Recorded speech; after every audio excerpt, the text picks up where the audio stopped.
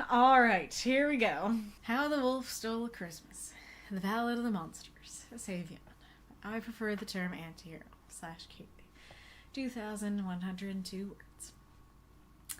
There once was a world where time stood still, bent and broken to an old god's ill will, where the sun always shone, or never shone at all, where some lands were always spring, and others always fall, where flowers either bloomed eternal, forever preserved in seasons vernal, or, without hope of seed, stayed dead, dry, and crinkled. A world where young faces never aged or wrinkled, younger never grew an extra pimple in the morning, and the youngest of all remained dimpled and caterwauling. This world had several pros and many a con, but for some there was a particular one, at least from those who missed earth, upon which occurred their birth. With no time, no seasons, no December, there were no holidays, no Christmas to remember. But humanity was resourceful and came up with a plan, one that would bring every inquisitive newsman. They would create a town, or two, or three, where all year round the holidays would be. Christmas Town and Halloween Town and Valentinesville would soften hard hearts and cure ill will. So they got to work, putting up lights, ornaments and garlands at all the best sites. Winter eternal for Christmas, and unending autumn for Halloween. For St. Patrick, a bar or two, and all things green. Without a clock, the schedule still held, a cycle where each unchanging hour belled. Who said this world had no Christmas, no Christmas Eve? St. Nick would still arrive with a trick up his sleeve. Some decided to stay and keep the town running, polishing the stars, making everything stunning, becoming the little elves, listening to good children's prayers, and selling their favorite holiday wares. But most only stayed for a day or two, to make things most like the holiday they once knew, which was here today and gone tomorrow. Open some presents, eat some cookies, see a show, then move on the next day, lest it become worn out and cliché. But up in his castle, out in the water, was a wolf, a demon, who thought often of slaughter. A wolf, a king, and a sorcerer too, who with barely a thought could kill me and you. Savion was his name, and all the world knew it, and his heart held a hatred that even these moonlit little towns of holidays could not heal. Looking upon the bright lights, the plays, the meals, no matter how ick the melody or how us the lumen, he sat in his castle, hating the humans. He rarely came close enough to touch. Too close would be something such as a 39.5-foot pole. But it didn't matter, with a kind of magical control, or lack thereof, that accompanied his lack of love.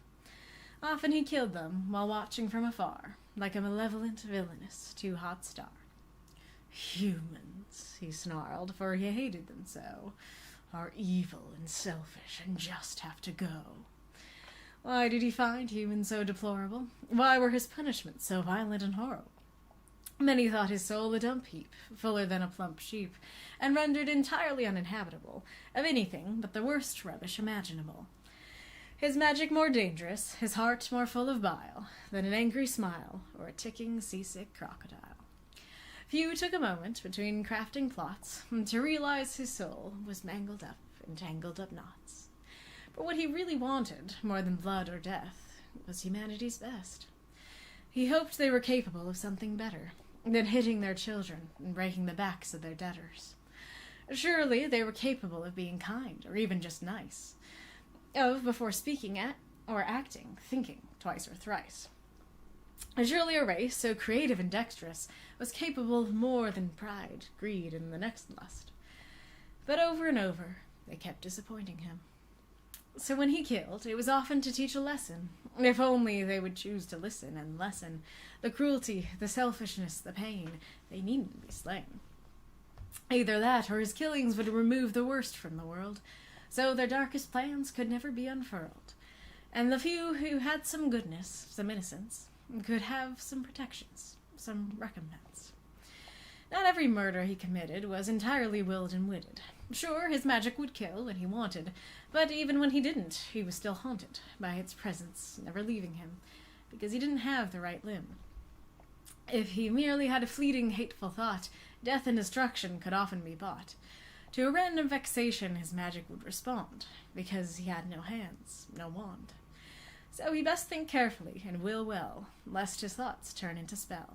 Not every thought would become magic, but many, unwanted, would create something tragic. Prior, he never knew of holidays. Before this world, he knew only of wolfy ways.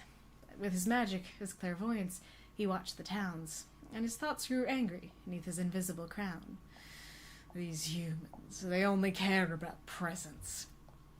They preach love and joy in Advent, but they only care about what they can get. The money, the turkey, not this God they say Mary beget.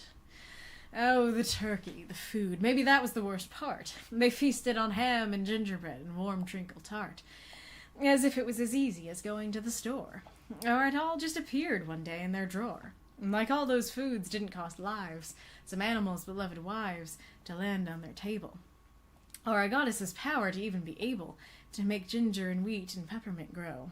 All they cared for was a full belly and a good show. There was only one thing he liked in it all. Every human down in Christmas Town, the tall and the small, would stand close together with Christmas bells ringing. They'd stand hand in hand. The humans would start singing. It wasn't something they could buy. It needed nothing more than a decent hat and a tie. It wasn't a gift, nor a toy, nor a ham. Maybe, just maybe, that part wasn't a scam. But everything else he regarded with disgust. Maybe he ought to turn it all to dust. After all, hunting was his profession. Staring down with a sour, wolfy expression, though he could not frown, at the warm lighted windows below in Christmas Town, he could see every human beneath was busy now, hanging a mistletoe wreath. For too many years he'd put up with it now. He had to stop it this time around. But how? At first he considered massacre. Blood would be their frankincense, their myrrh. But what would that teach? It would only get him some wails and a screech, or two or three, a lot of anger and a little revenge, a ritual and an old henge. That wasn't what he wanted. Those weren't the powers that should be flaunted. And he came up with a plan, an awful plan, a beautiful, wonderful, dastardly plan, to silly the celebrations of man. Thinking of how to stop Christmas from coming, he growled, the sound like a little boy drumming. Once there are no presents, no lights, no feast. They won't hug each other, won't honor the priest. They'll scream and cry and get all in a huff, and we'll know once and for all Christmas is all about stuff. All their windows were dark, quiet snow filled the air.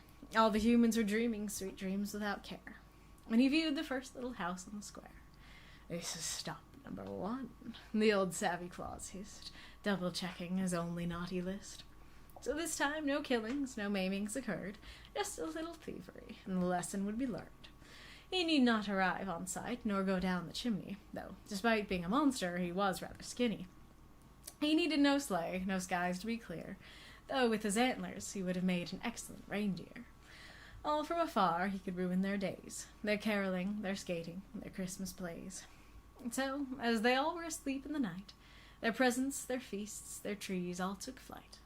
Out the chimneys, out the windows, out the doors. The decorations, the ribbons, the stockings all soared. He left not a crumb, not a single light, not a thing for Santa to put right. He did it all from afar, with his magic, his telekinesis, all in hopes of proving his dark thesis. And as for the children who stayed up late, not even they could stop his endless hate. There was no Cindy Lou Who, the innocents could not stop him, read his Hugh. He put them to sleep with a simple spell. They'd have to wait till morning time's bell, when all the humans together would wake to find every bit of it gone. When he was finished, he gathered up the presents, the trees, and the food, and in a devious, satisfied mood, 3,000 feet up, he brought it all to a mountain, and found a nice place to sit and count in. Once they awoke, he knew just what they'd do.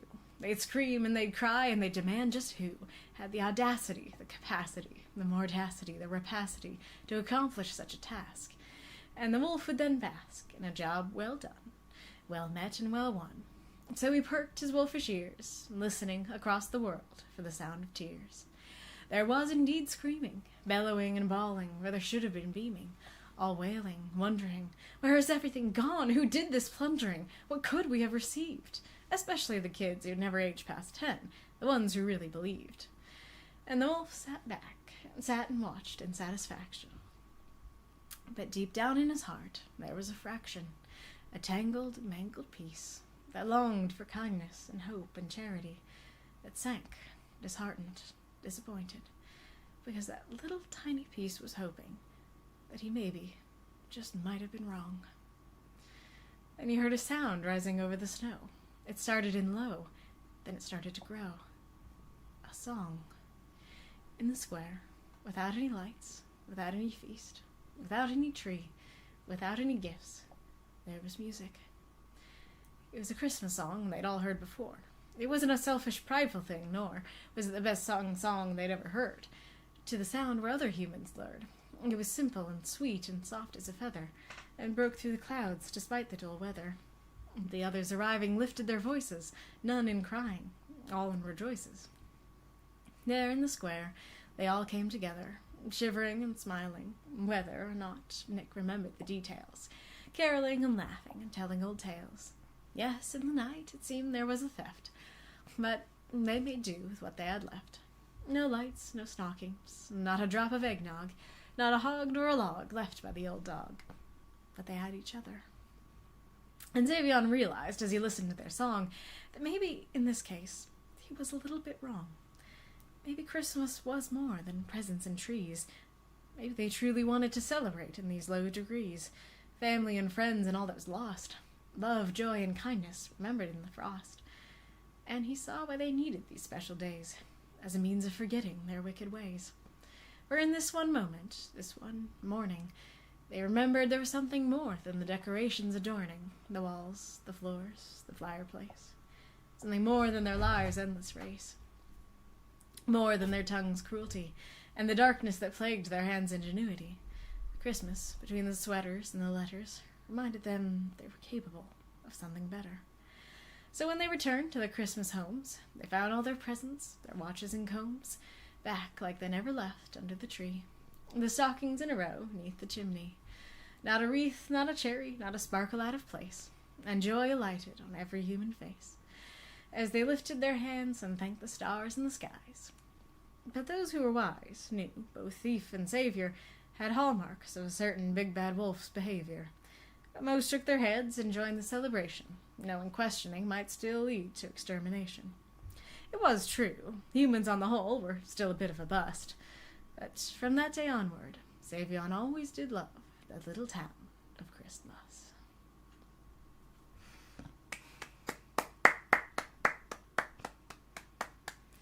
Throw up those moths and monsters, cheer for the story if you loved it.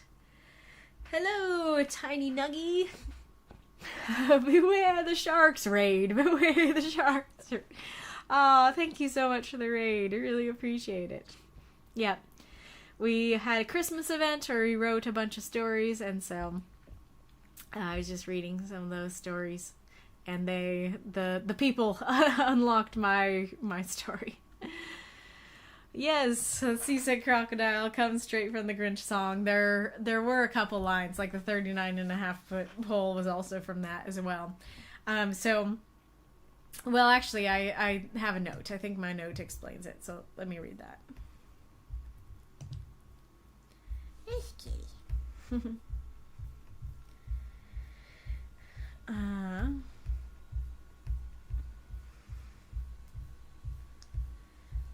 Alright.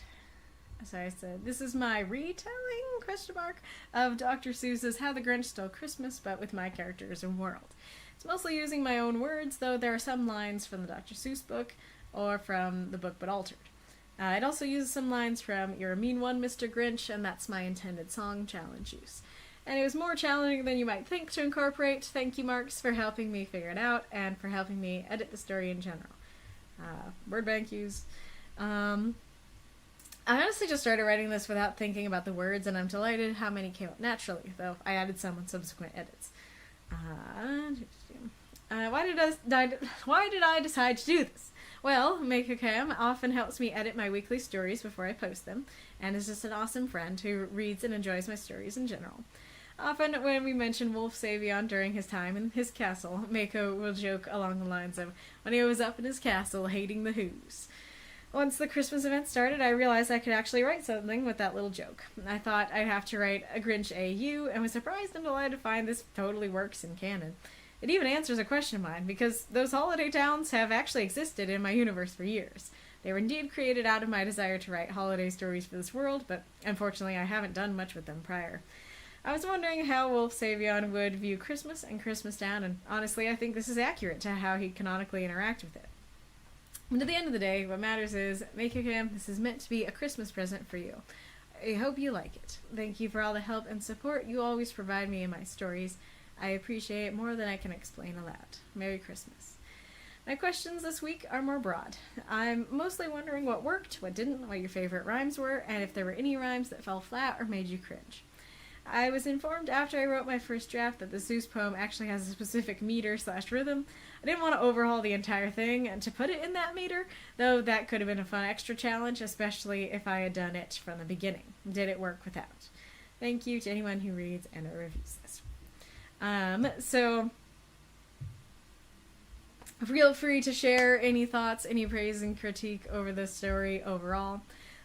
I do have another question now, which is that there was a super valid critique that multiple people had, which is that in earlier drafts, I had it that I was like, Savion is a murder boy who murders all the time. And then I was like, and he came up with this terrible plan, not to murder. And so I added those paragraphs, those stanzas about how, was it up this far? Oh, yeah, it was. Yeah, what he really wanted more than blood or death was humanity's best. Like, it was often to teach a lesson. Not every murder he committed was willed. Those were all added in my edits. And so, did I succeed in making that less weird? Did I succeed in making it so it doesn't read so much like the murder boy came up with a plan not to murder, but like actually explain why he's not murdering. And then I wasn't sure if this whole paragraph should be included because it is kind of introducing a different element that it's like, oh, he wants humanity's best, and then there's this other element of like not every murder he commits is willed. That's not super important to include. And so, did I fix the issue? Did it feel like it flowed and you understood why he made the decisions he did? And then did this stanza work or add anything, or did it feel like it made you ask questions you shouldn't be asking? It could have been worse. Savion could have gone Jack Skellington. What, giving them horrifying gifts instead of just taking them away? Fair point.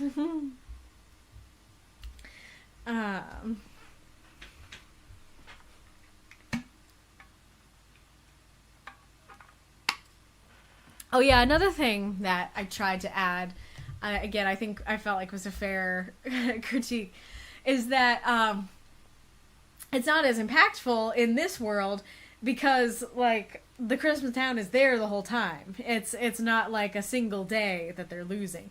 And so I did add the line of, like, hey, like, some stayed all the time, but lots tried to make it like the holiday. And so that was the intention, that it's like, yeah, some people are basically the Christmas elves who keep the town running, but there are lots of people, how it's intended to be used is to, like, visit it for a day and do Christmas for a day and then move on. And I bet there are, like, different packages. Like, there's probably an Advent package where you stay there a month and you can open your Advent calendars and stuff like that. And like, whoever the Santa is doesn't come to your house until the end or something like that. But yeah, so it was meant to be that, yes, it was like a 10-year-old who's arriving just for a Christmas, just for a day, getting their presents stolen. But I also totally understand how it might not read that way, and it'd be like, okay, like they do this every day and they lost one day, who cares? You know, kind of thing.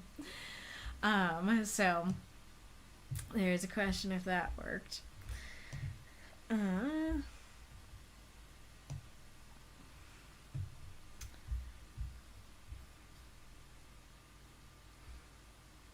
Was there anything that confused you, that you felt like... Was there anything that made you ask questions you shouldn't be asking?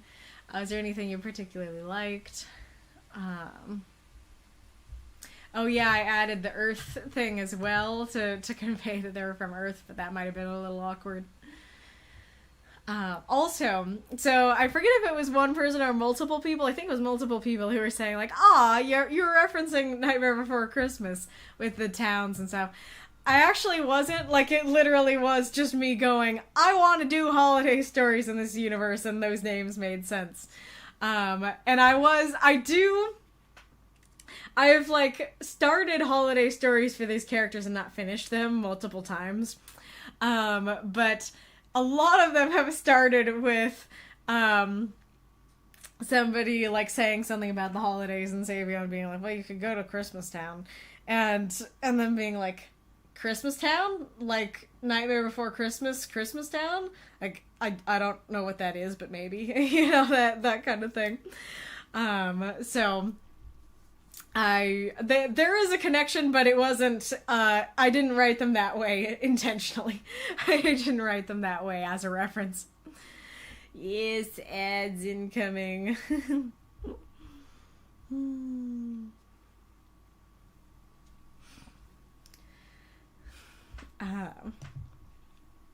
Wolf says, Savion as the Grinch is really fun. Massa says, I thought so too. Aw, that's really sweet. Rink says, well, I read it in the flow of the original poem and I liked it. You did pretty well. I'm glad to hear that. That's very, very sweet of you.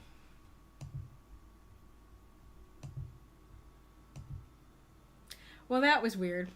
I didn't intend to give you a heart. I just, like, hovered over your your message and somehow a heart appeared. But I it's fine. I mean that, even if I didn't intend to include that. Oh, and Mako, it gave me all the hearts and then a giggle. Oh yeah, there is a question.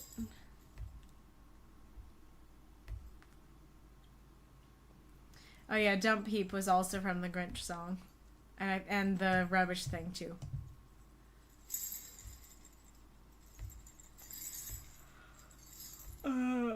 But people had questions about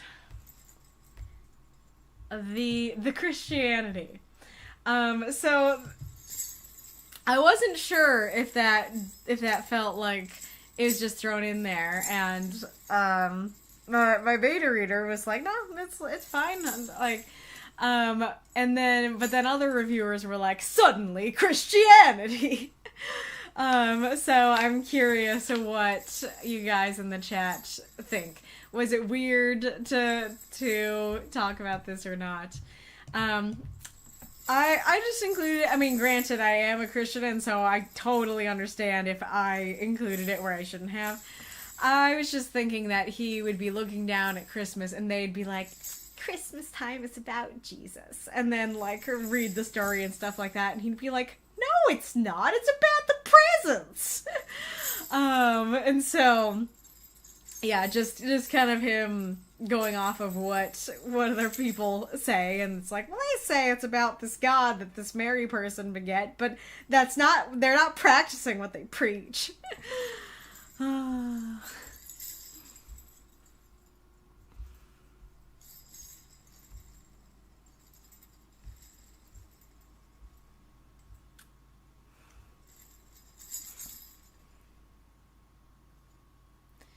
also don't know if the, like, gods and goddess stuff is through people, and if that's part of what made the sudden Christianity seem weird. It's, The gods and goddesses stuff, the god at the beginning is Kronos and the goddess is Kairos. So they're not actually gods and goddesses. It's just that that's probably how people on this world would see them. And it's an easy way to just throw it in there and not have too many questions. 200 milliliters coconut milk. 1 brick. There are bricks of coconut milk? Yeah, if anybody knows about coconut milk bricks, do tell us. I like it personally, says Wolf. Well, that's good.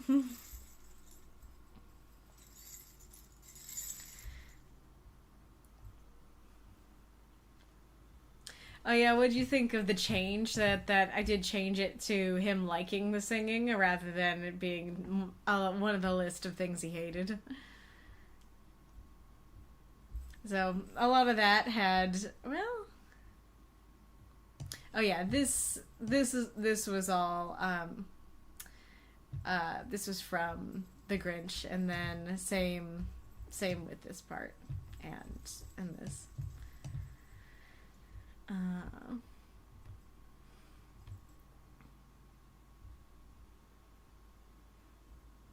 Same with this as well, except for Savvy Claus.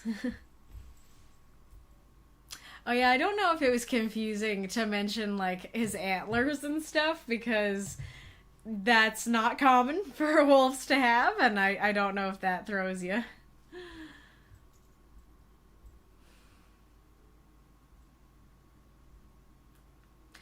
Oh yeah, so I wasn't sure if I should make this Grinch had no Cindy Lou Who. But I was like, I don't know if I should actually mention the Grinch in my poem that is completely inspired by the Grinch. So I decided not to, but I'm curious if it would have worked to use that word because that was from the bank.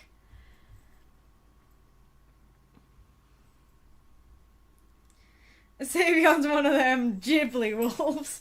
What does that mean? What? Because when you say that, I'd think of it like, oh yeah, or no, maybe that is the point. I was gonna say like one of those Ghibli wolves, you know, um, those nice, you know, happy kitty wolves, but maybe you mean it as like those wolves that teach a lesson kind of thing. It is a very good story, Mako says. I'm glad to hear that. I think I went too hard on this one. I was kind of proud of it at first, and I was like, yeah, it's a quadruple rhyme, but I think it just goes a little too far the more I read it.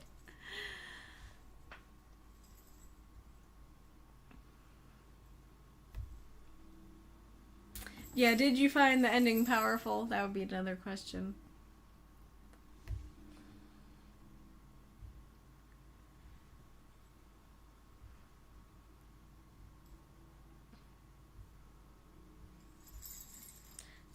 And bust is meant to rhyme with Christmas, bus, but I don't know if that one worked.